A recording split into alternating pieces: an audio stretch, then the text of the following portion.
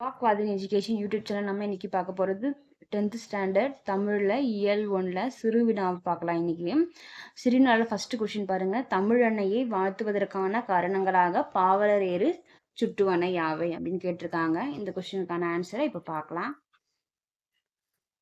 தமிழன்னையை வாழ்த்துதல். தமிழன்னை எப்படிப்பட்டவளாம்? அன்னை மொழியானவள் சொல்றாங்க. நமக்கு எல்லாம் அன்னை போன்ற மொழியானவள் அப்படின்னு சொல்றாங்க. அழகாய் அமைந்த செழுந்தமிழானவள். அவள் எப்படி இருக்கலாம்? அழகாக அமைஞ்ச செழுந்தமிழ், செம்மையான தமிழை போன்றவள் அப்படின்னு சொல்றாங்க. அழகாய் அமைந்த செழுந்தமிழானவள். அப்புறம் பழமைக்கு பழமையாய் தோன்றிய நறுங்கனி. பழமைக்கு பழசுக்கும் பழசாக தோன்றிய நறுங்கனியை போன்றவள் அப்படின்னு சொல்றாங்க. அப்புறம் கடல் கொண்ட குமரி கண்டத்தில் நிலைத்து அரசாண்ட மண்ணுலக பேரரசானவள். கடல் கொண்ட இந்த குமரி கண்டத்துல நிலச்சி அவன் மட்டும்தான் இருக்கா. நிலச்சி அரசாண்டிருக்கிற இந்த மண்ணுலகத்தினோட பேரரசானவள் அப்படின்னு தமிழ் மொழியை சொல்றாங்க. பாண்டிய மண்ணினோட மகள் அப்படின்னு சொல்றாங்க. திருக்குறளினோட பெருமைக்குரியவள். திருக்குறளினோட பெருமையை சொல்றதுனால அவள் திருக்குறளினோட பெருமைக்குரியவள்னு சொல்றாங்க. 14 மேற்கணக்கும் 14 கீழ்கணக்கும் இது எல்லாமே கொடுத்துருக்கா நமக்கு. அதனால 14 மேற்கணக்கும் 14 கீழ்கணக்கும் கொடுத்தவள்.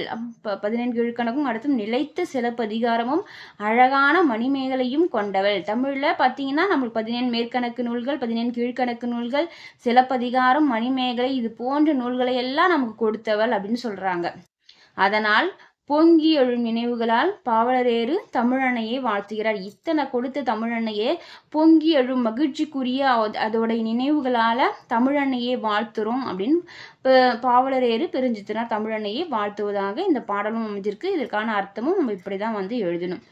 இந்த மாதிரியே நீங்க தமிழன்னையை வாழ்த்துதல் அப்படின்னு ஹெட்டிங் போட்டு ஒவ்வொரு பாயிண்ட்டும் இந்த மாதிரி எழுதுனீங்கன்னா ஃபுல் மார்க் கண்டிப்பா உங்களுக்கு கொடுப்பாங்க.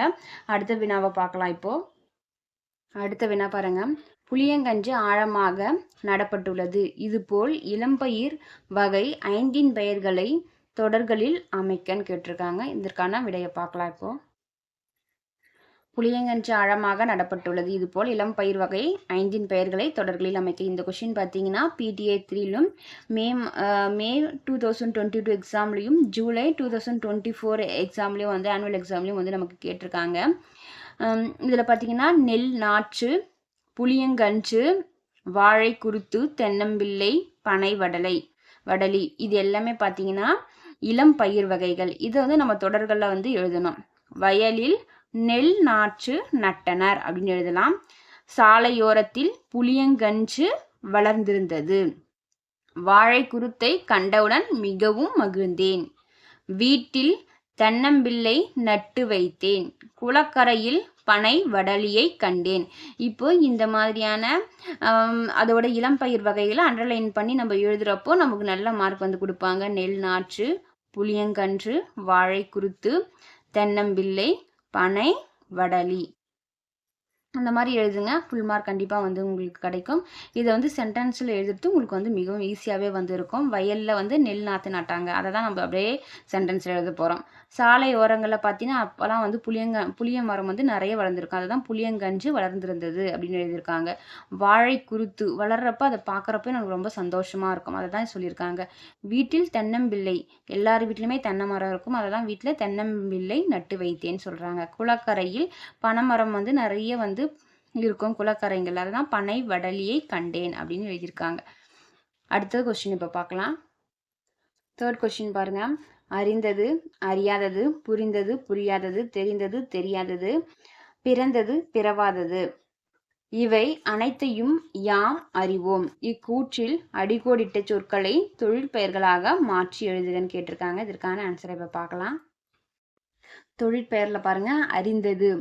அறிந்ததை எப்படி எழுதலாம்னா அறிதல் அப்படின்னு எழுதலாம். அல் விகுதி சேர்த்து எழுதலாம். அதே மாதிரி தெரிந்ததுல தெரிதல் அப்படின்னு எழுதலாம்.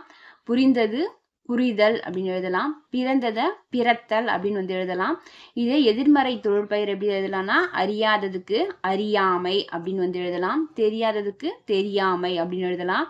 புரியாததுக்கு புரியாமைன்னு எழுதலாம், பிறவாததுக்கு பிறவாமை அப்படின்னு எழுதலாம்.